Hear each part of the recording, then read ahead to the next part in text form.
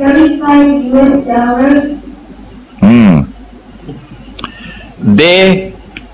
They fix the price themselves, the US government.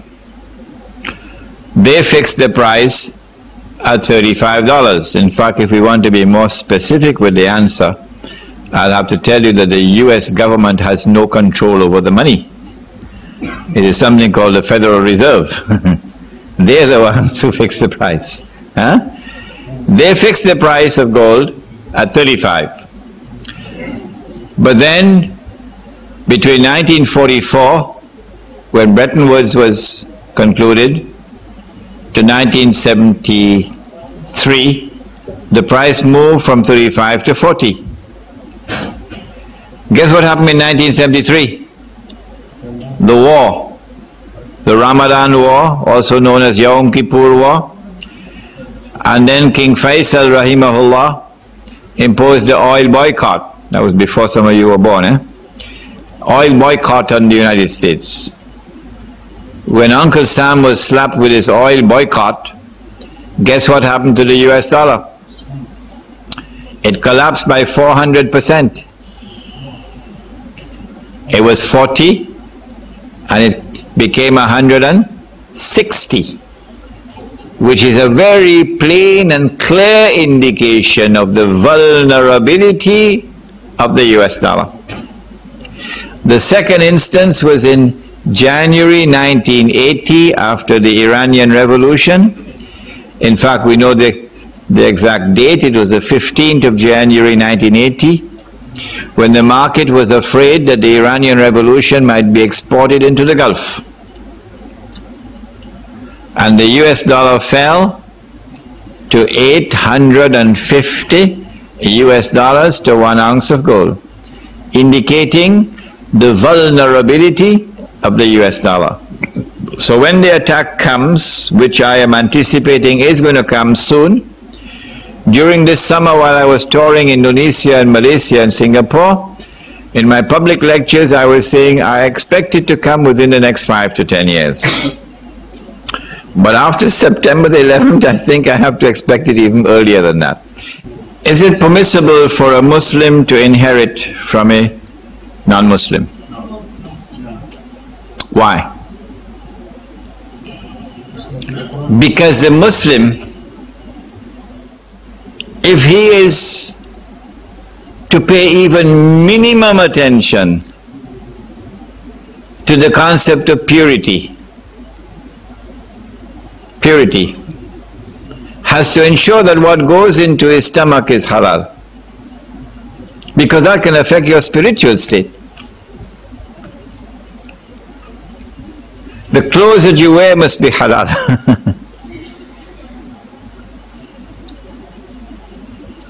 The non-Muslim may not be earning halal. He does not have Allah's law by which he can determine what is halal and what is haram.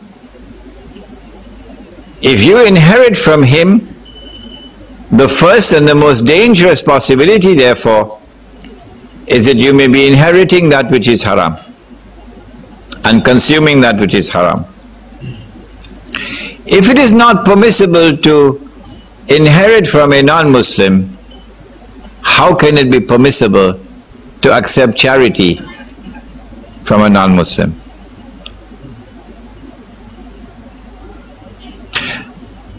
In a condition of darura, yes, you can even accept pork. So my answer does not apply to situations of darura. My answer applies to situations which do not qualify as darura. A Muslim, therefore, in order to ensure that whatever he consumes is halal, must ensure that whatever he accepts is also halal. Yes? I've heard of a movement in North America and Europe known as Murabitun that are reviving this concept of real money. Could you perhaps shed some light on that? I met with Sheikh Abdul Qadir in Cape Town in October for the first time, and I met with Umar Vadilio in Cape Town in October for the first time, and alhamdulillah that I got a chance to meet with them. I have benefited myself from the writings of Omar Valilio, of the Morabitun, and I commend the Morabitun for the excellent work that they have done in attempting to explain the subject of riba, and in particular money, paper money. The Morabitun have gone beyond that to mint money. They're minting gold coins and minting silver coins. All right? They are now seeking to establish Muslim villages. Exactly what I want to do. And in those Muslim villages, they want to reintroduce real money. But in the meantime, what they have done is to establish e-commerce, electronic commerce using the Islamic dinar. They ask you to buy dinars and then use your dinar for trade within their trading market. The only problem that we have found so far with this system is that it begins on the same foundation that the European system began, namely that we're not going to be using actual dinars and handing over dinars. No.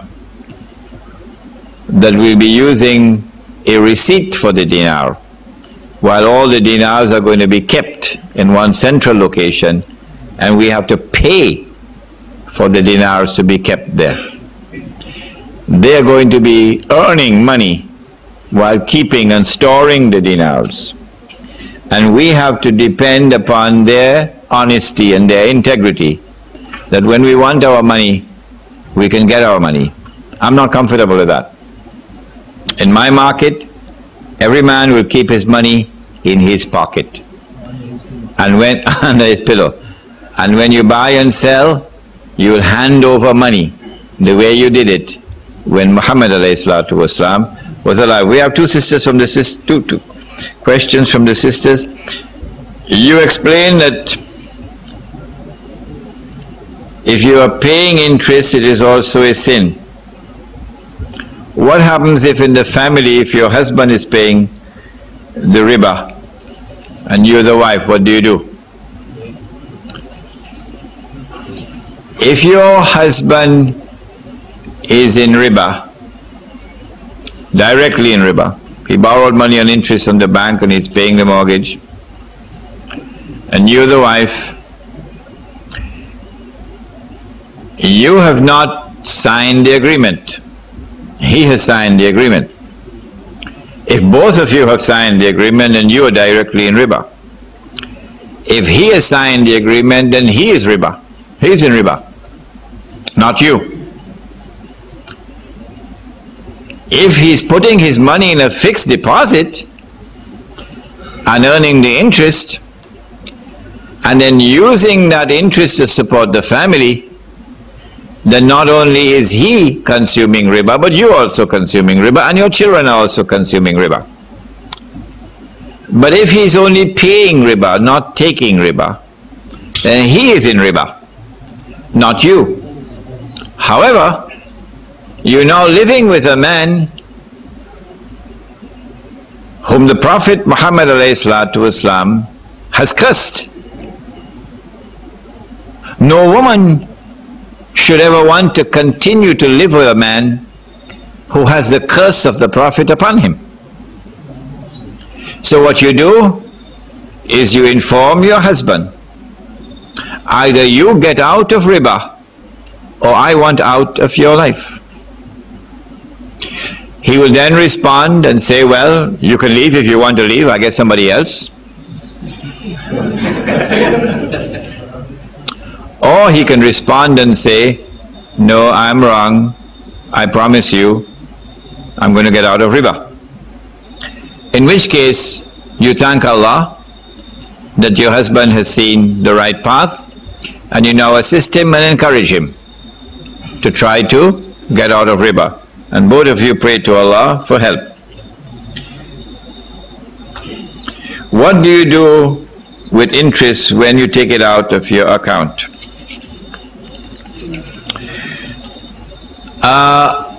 I put $100,000 in a fixed deposit, and after 1 year I got, how much, about 10,000? About 10,000. And I now have this $10,000, which is riba money. Question is, what can I do with this 10,000? Can I give it to the poor?